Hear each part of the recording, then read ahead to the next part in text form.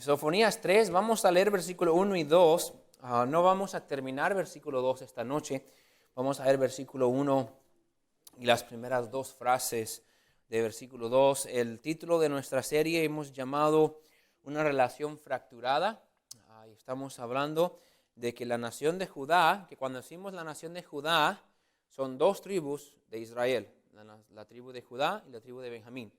Porque el reino de Israel se dividió después de Salomón, y las 10 tribus del norte se llaman Israel, y las 2 tribus del sur se llaman Judá. Israel ya ha sido destruido por los asirios aproximadamente unos 100 años antes de que se escribe el libro de Sofonías. Entonces ahora toda palabra de Dios es dirigida a esas 2 tribus que restan, que es Judá y Benjamín. Judá, la tribu de David; Benjamín, la tribu de Saúl, y en Judá está Jerusalén, la capital, la ciudad de David. Entonces hay bastante gente todavía ahí, pero es lo que queda nada más del pueblo de Dios, y a ellos Él se está dirigiendo y les está explicando por qué la relación entre ellos y Dios no está bien. Ellos no entienden y no creen que no esté bien, pero le está mostrando por qué. Vamos a leer versículo 1 y 2 y luego entramos al mensaje. Dice: hay de la ciudad rebelde y contaminada y opresora. No escuchó la voz ni recibió la corrección. No confió en Jehová ni se acercó a su Dios. Ahora, no quizás entendemos todo al leerlo así rápidamente, pero Dios va a dar aquí 2 quejas específicas por las cuales el pueblo de Judá ha llegado a donde está y por qué Él va a tener que destruir a la ciudad de Jerusalén. Cuando dice: ay de la ciudad rebelde, contaminada y opresora, llegamos hasta todo el versículo, no se da cuenta qué ciudad es, pero cuando llegas al versículo 14 es obvio que es la ciudad de Jerusalén, que es la capital de Judá, y Dios está llamándole la atención por su pecado. Vamos a orar y ver el pasaje esta noche. Gracias, Señor, que podemos estar aquí. Gracias que podemos abrir tu palabra, leerla. Pido que nos ayude a todos a tener la convicción de que este libro es verdad, de que este libro nos aplica, de que este libro es Dios hablando literalmente por medio de ella a nuestras vidas. Y aunque Él estaba tratando con un pueblo específico en un tiempo específico, los problemas que Dios trata aquí con el pueblo de Judá, con la ciudad de Jerusalén, son problemas que la humanidad, el pueblo de Dios, ha batallado desde el principio y va a seguir batallando hasta que venga por nosotros. Pido que nos ayude a dar atención, ayude a recibir y aprender de ello. En nombre de Jesús se lo pedimos. Amén. Pueden sentarse.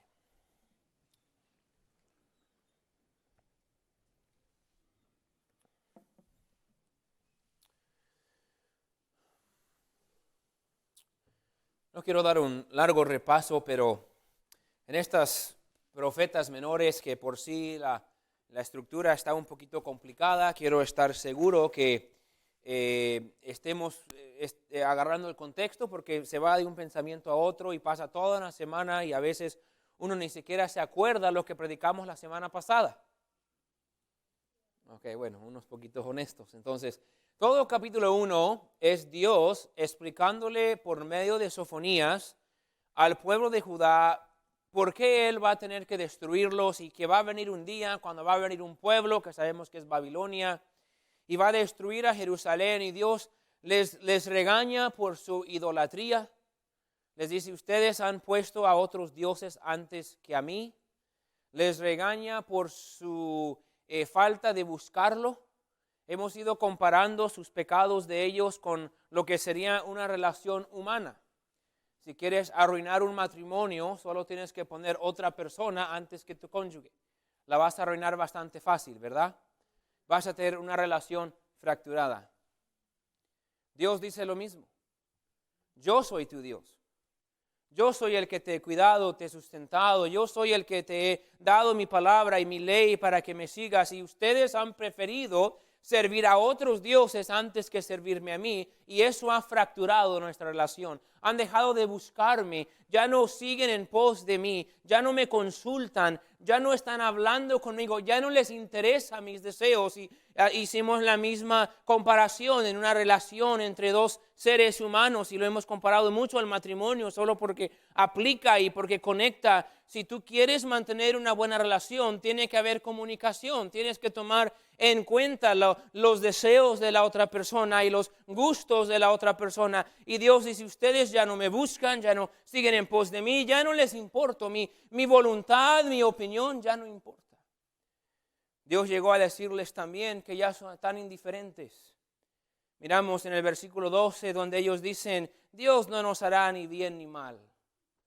Dicen, Dios no le molesta nuestro pecado, Dios quizás ve lo que hacemos, pero Dios quizás no nos va a bendecir mucho, ni nos va a maldecir mucho, Dios no va a hacer ni una cosa u otra. Quizás andemos mal y no estamos obedeciendo este mandamiento y no estamos haciendo este sacrificio y no estamos celebrando esta fiesta como debe de ser, pero eso no es gran cosa. Dios no le importa tan grande nuestro pecado. Ellos llegaron a un punto tan bajo, escúchame bien, que pensaban que Dios miraba su pecado con la misma indiferencia con la que ellos miraban su pecado.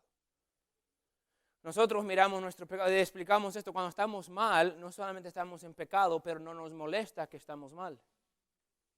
Pero cuando estamos más mal es que llegamos a estar tan mal que pensamos que ni siquiera a Dios le molesta que estamos mal, y ahí es donde realmente estamos mal. Tan mal que nuestro mal no nos molesta a nosotros y pensamos que nuestro mal tampoco le molesta a Dios. Así estaban ellos.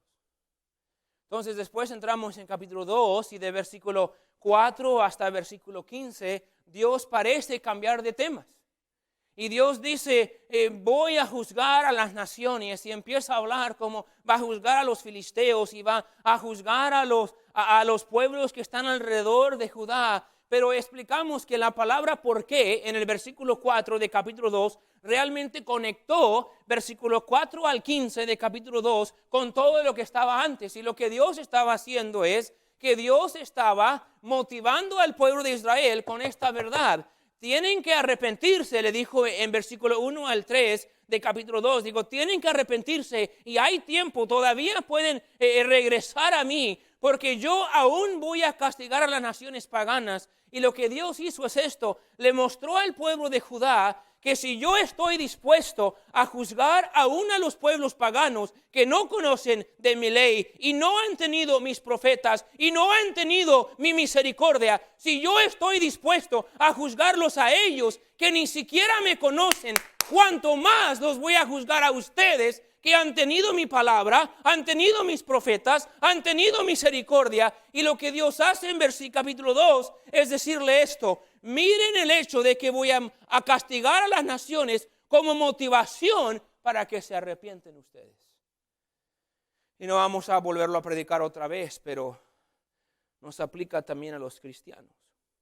Entonces, en capítulo 2, cuando él iba a dar ese aviso a las naciones, miren capítulo 2, versículo 5, porque hay una pequeñita palabra que a veces lo brincamos en español, pero si mira capítulo 2, versículo 5, empieza con la palabra ¿qué?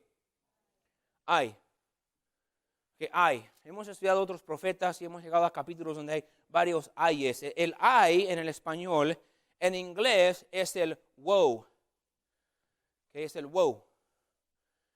Significa cuidado, peligro, ay de aquel, juicio para aquel. Está mostrando el juicio venidero que viene como consecuencia de pecado y desobediencia.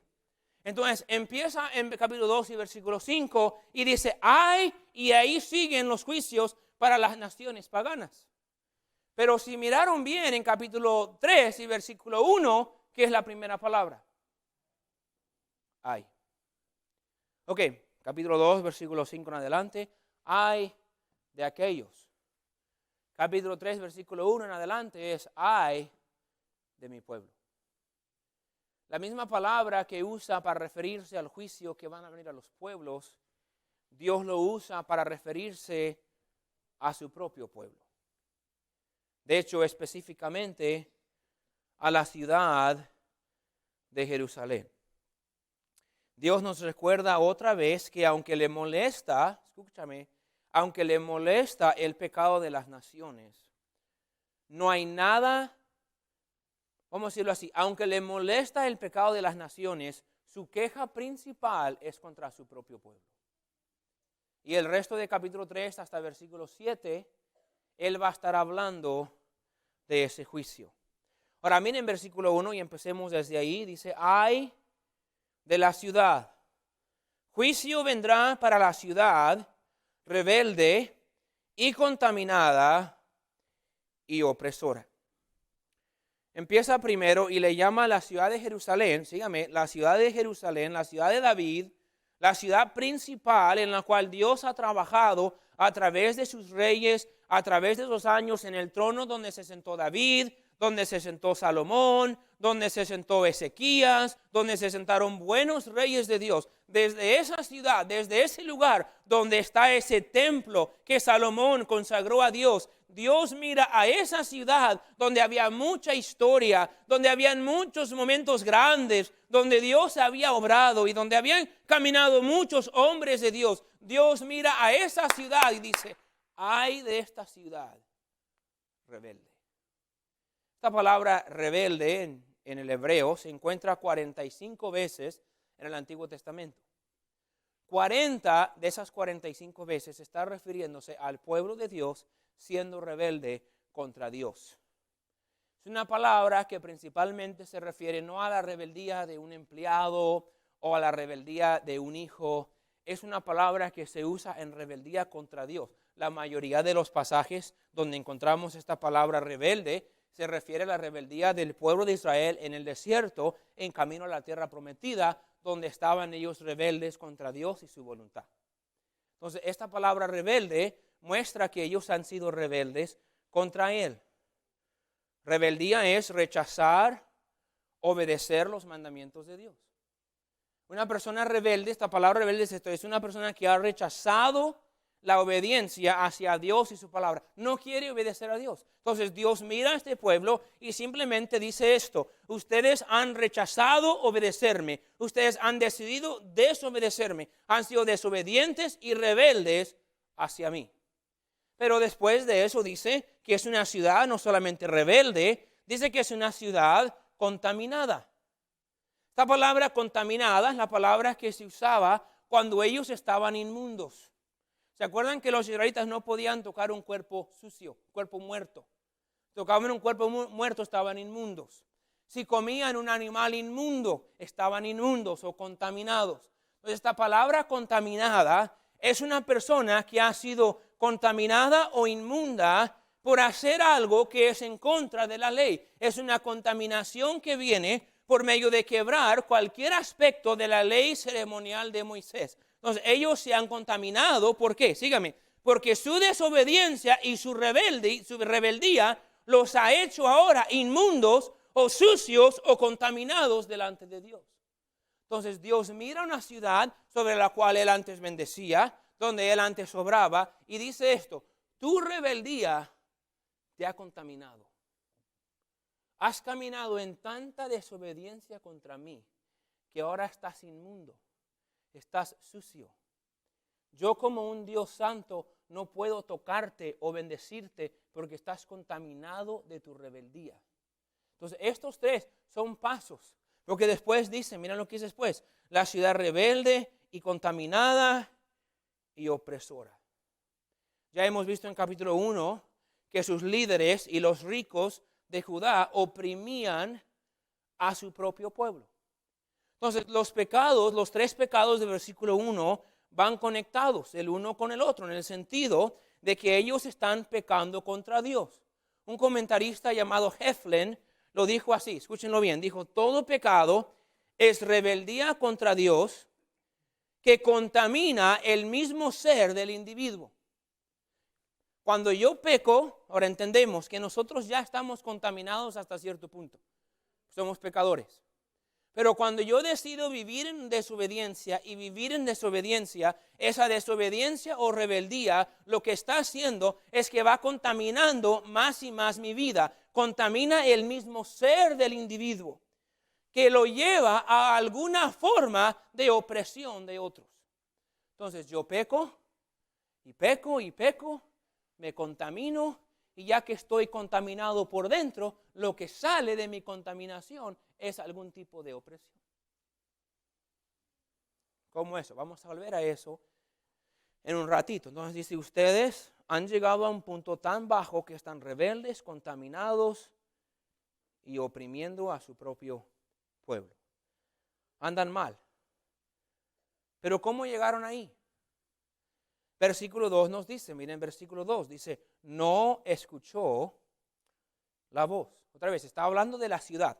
No está hablando de las paredes de Jerusalén o las casas de Jerusalén, ni las calles de Jerusalén. Entendemos que cuando habla de la ciudad, está hablando de los habitantes de esa ciudad. La ciudad de Jerusalén está rebelde, contaminada y opresora porque nunca ha escuchado mi voz. Esa voz es una referencia a la palabra de Dios por medio de los profetas. Por medio de que Dios a través de los años ha mandado profetas para predicar, para declarar su palabra. Ellos han dado advertencias acerca de su pecado, han dado liderazgo de parte de Dios. Dios ha mandado profetas y reyes, pero ellos no han hecho caso. Entonces Dios dice, yo he hablado por medio de mi voz y no me escuchan. Creo que entendemos que hoy en día Dios nos habla por medio de su palabra. Nos habla también por medio de los que proclaman su palabra. Dios siempre ha escogido hablar o usar a hombres para hablar o proclamar su palabra. Entonces lo que está diciendo Dios es esto. Han sido rebeldes, contaminados y opresores porque yo he mandado mi voz. Isaías, Amós, Jeremías, Sofonías, Habacuc. La lista sigue de profetas que han profetizado y han declarado la voz de Dios, y el pueblo de Dios no ha escuchado. No ha escuchado las advertencias, no ha escuchado el liderazgo, y aunque el hombre de Dios está proclamando, ellos no han estado escuchando. ¿Alguna vez nos ha pasado eso en algún mensaje? Hoy en día sabemos que tenemos la palabra de Dios, es la voz que nos habla. Dios mismo habla. Nosotros creemos en la interpretación plenaria y verbal de la palabra de Dios. ¿Qué significa esto? Nosotros creemos que es las palabras de este libro, Dios literalmente las habló y hombres las escribieron. Entonces es la voz de Dios. Pero también en nuestro tiempo tenemos la voz del Espíritu Santo, que podemos oír la voz del Espíritu Santo que nos habla y nos dirige y pone convicción y pone liderazgo y nos corrige. Y tenemos hombres y a veces mujeres, si es en un retiro de damas o una clase de damas o en una consejería, que pueden hablarnos a nosotros la voz de Dios. Cualquier persona que nos comunica la palabra de Dios es un instrumento usado como voz de Dios, mientras lo que estén diciendo venga de la palabra de Dios. Dios ha usado eso. Entonces, aún en nuestro tiempo hoy en día, muchos son los que no la oyen. Se escucha una voz por aquí, no sé quién es, pero me está distrayendo. Hay como un niño, alguien como hablando así poquito y quizás piensen que no se escuche, pero yo lo escucho y no sé por qué me tiene como distraído. Así que si es alguien ahí, si pueden ya no hablar. Gracias. Entonces, ¿a dónde iba? Estamos en Habacuc, ¿cuánto? No, Sofonía. Entonces, muchos son los que nunca tienen el deseo de oír la voz de Dios. Podemos ser rebeldes a la palabra de Dios. Podemos ser rebeldes a la voz de Dios. Podemos ignorar esa voz, y cuando ignoramos la voz de Dios nos lleva a rebeldía, que nos contamina y nos convierte en opresores.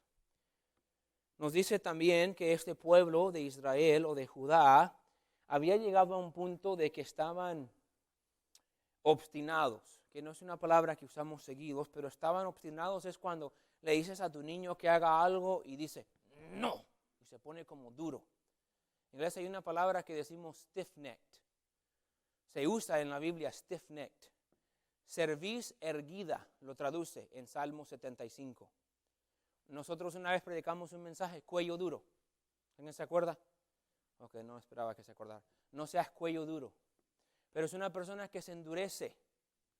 Cuando la palabra de Dios llega y la palabra de Dios habla y la palabra de Dios corrige o advierte, uno en vez de recibirlo y hacer caso, se pone duro y lo rechaza. Dios dice, así ha estado este pueblo. Ellos no han oído mi voz, no han oído mis profetas. No han oído, tienen esta mentalidad de que no necesitan oír a nadie, de que pueden hacer su propia cosa. Ellos estaban decididos a seguir su propio camino, sin oír el consejo de Dios, sin oír el consejo de los profetas, sin oír a nadie. Dios dice primero, entonces, su problema es que no escucharon mi voz. Pero miren número 2 y vamos a aplicarlo. Dice, no escuchó la voz ni recibió la corrección. Ahora, cuando uno lo lee al principio, dice, bueno, pues es lo mismo.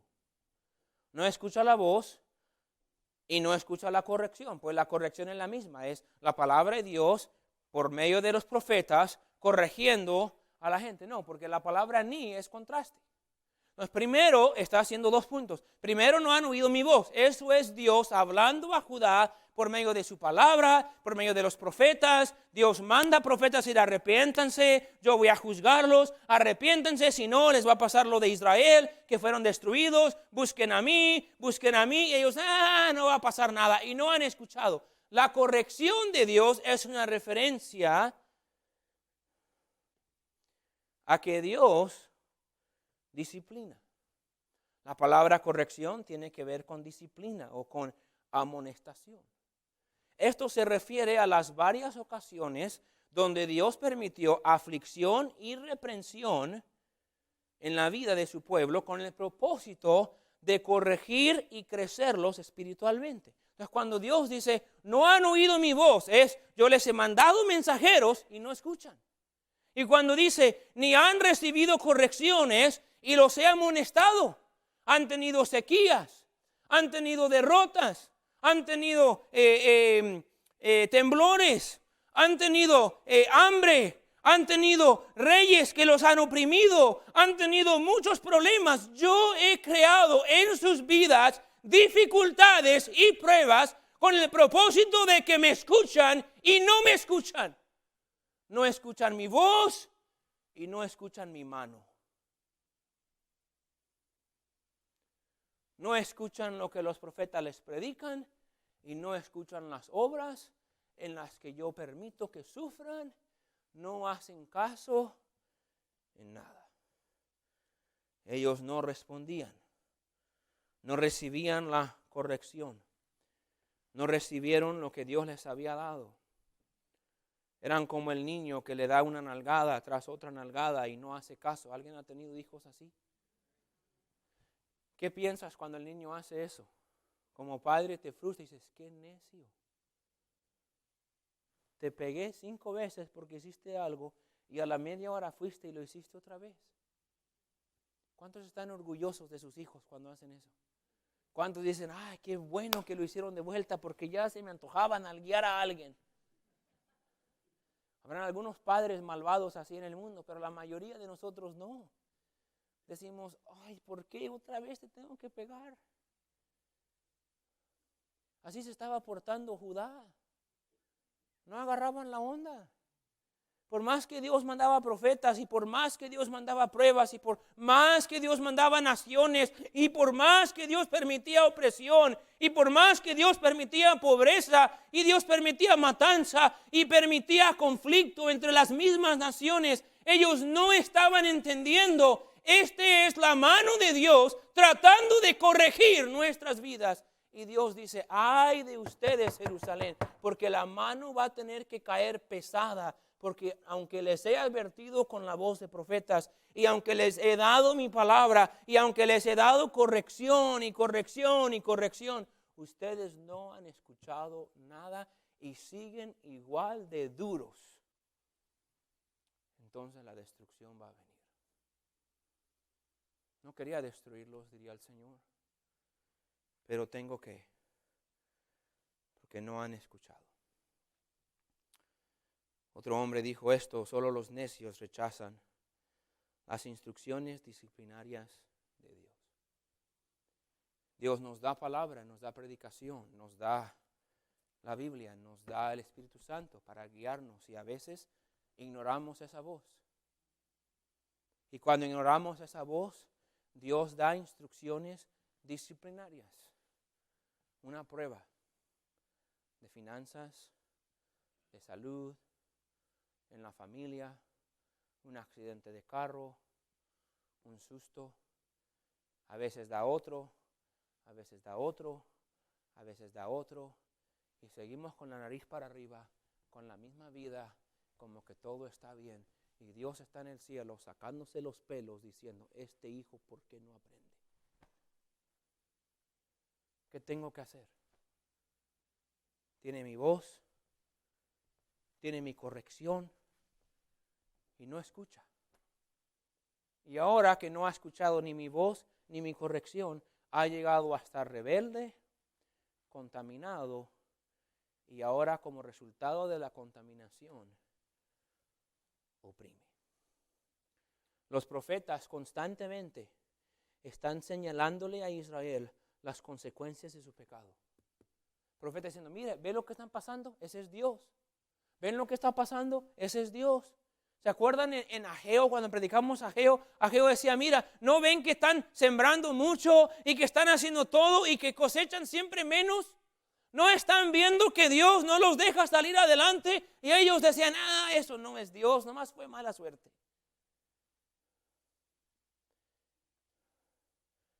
Nosotros también muchas veces somos necios para recibir la corrección disciplinaria de Dios.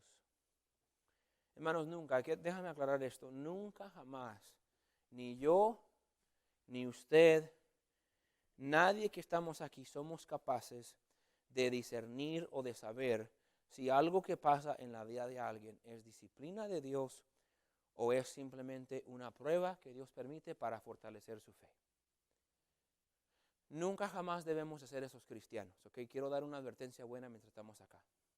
He oído a través de los años, no en nuestra iglesia, yo de veras lo digo, pero he oído en iglesias, entre pastores: no, pues ¿vio lo que pasó? No, pues para que les pasara eso, deben andar bien mal. ¿Usted ha escuchado eso antes? ¿Ha pensado eso antes? Estás mal porque tú no eres Dios. Y no es tu deber de decir: no, pues así como andan, pues ¿qué más quieren? No es como anda su hija, no es como anda su esposa, no es como andan ahí, pues andan manejando un carro, quién sabe cuánto, andan de ser narcos. No es tu deber. No podemos saber. Pero cuando es nuestra propia vida, ahí estaríamos mal no cuestionarlo.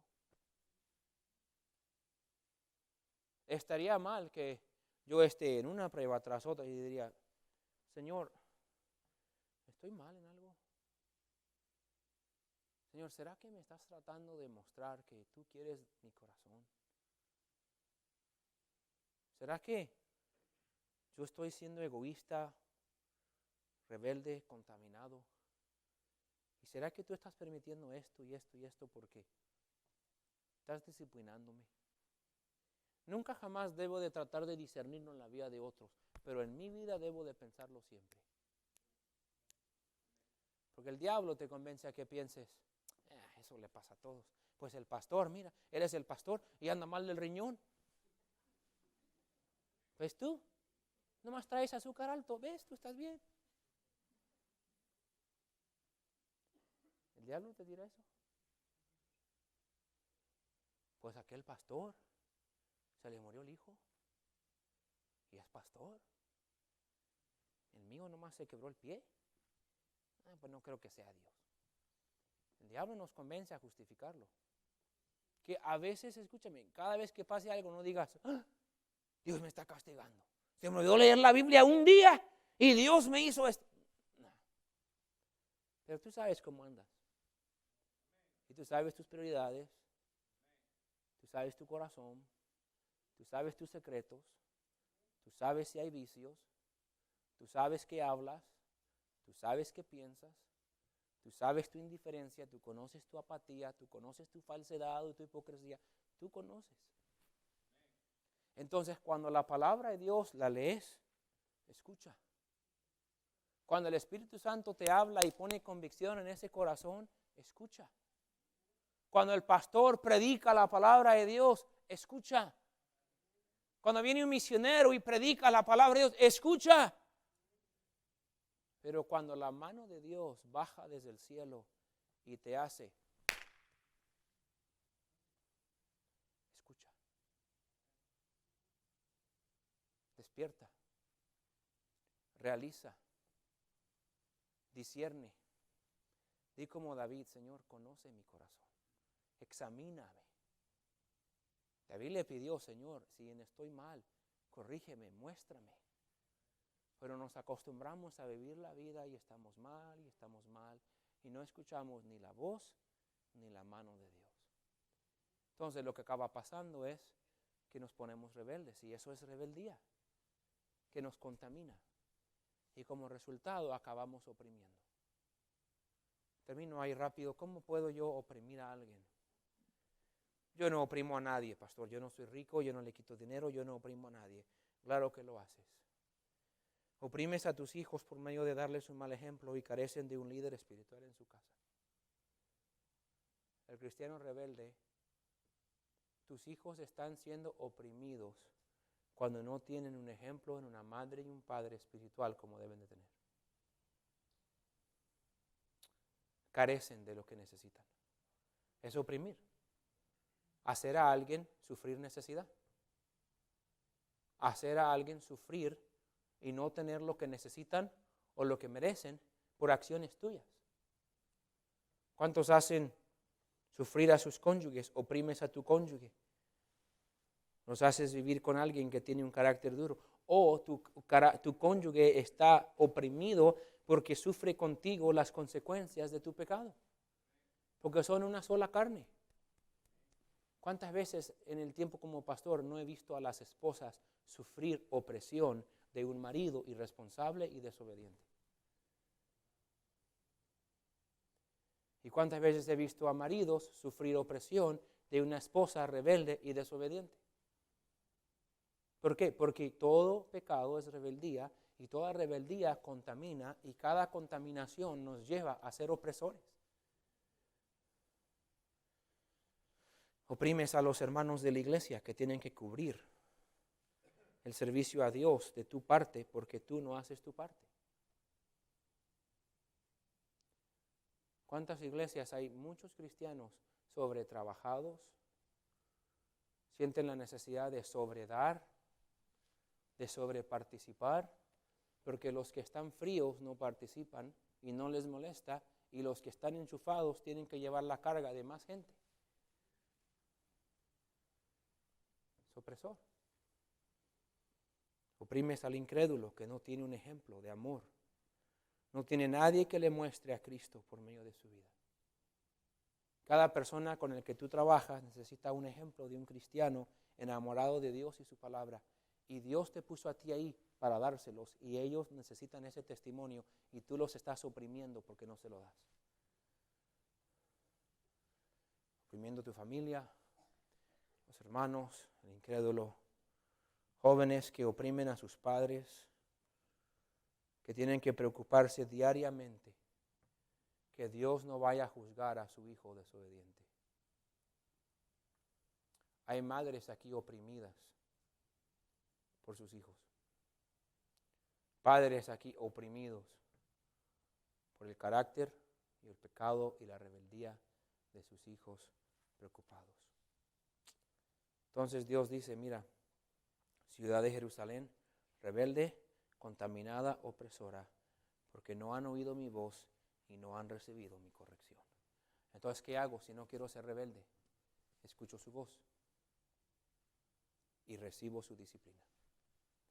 Muchas veces Dios nos disciplina con algo tan chiquito para encarcelarlos. Pero cuando eso no trabaja, tiene que hacer más y más y más y más. Y sí, a través de los años, y no tenemos que mirar más lejos que las páginas de este libro, Dios ha quitado vidas.